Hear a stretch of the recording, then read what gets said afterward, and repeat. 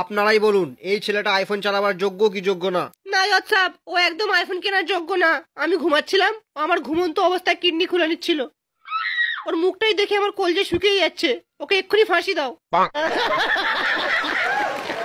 IPhone তো আমি কিনবই বুড়ি, তোর দিন ঘনিয়ে এসেছে। আরে স্যার, ও আইফোনের শোরুমে আইফোন চুরি করতে এসেছিল। আমি যেই ধরেছি ওকে, ও আমার জায়গা মতো লাথি মেরে পালিয়েছে। চোর চোর, মার শালাকে মার। আরে কাকা, আমার কাছে কুকুরের কিডনি এনে বলে এটা মানুষের কিডনি বলে বিক্রি করতে এসেছিল এই শালা। কি তর্কটা ছোড়া রে বাবা। তো জজ সাহেব, এর থেকে প্রমাণ হয়ে গেল যে সানি দেওয়াল পুরো তার কাটা মাল। ও আইফোন চালাবার যোগ্য না। আমি কোর্টের কাছে অনুরোধ করব যেন ওর কাছ থেকে আইফোন চালাবার লাইসেন্স কেড়ে নেওয়া হোক, আর ওর হাতে একটা নোকিয়া 3310 বোতাম ওরা ফোন ধরিয়ে দেওয়া হোক।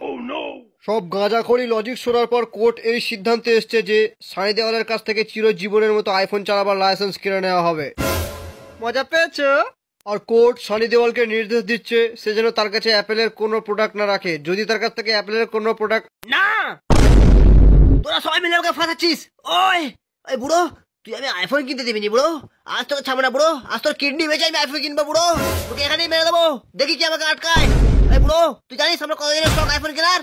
ওই বুড়ো, ধর শালাকে।